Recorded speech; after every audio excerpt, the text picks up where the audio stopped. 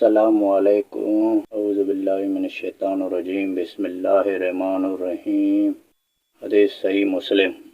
طاؤس کے بیٹے نے اپنے والد طاؤس سے، انہوں نے حضرت ابن عباس رضی اللہ عنہما سے روایت کی، انہوں نے کہا ہم رسول اللہ صلی اللہ علیہ وآلہ وسلم کی احادیث حفظ کرتے تھے، اور رسول اللہ صلی اللہ علیہ وآلہ وسلم سے مروی حدیث کی حفاظت کی جاتی تھی، مگر جب سے تم لوگوں نے بغیر تمیز کے ہر مشکل اور آسان پر سواری شروع کر دی تو یہ معاملہ دور ہو گیا، یہ بعید ہو گیا کہ ہماری طرح کے محتاط لوگ اس طرح کی بیان کردہ احادیث قبول کریں، پھر یاد رکھیں۔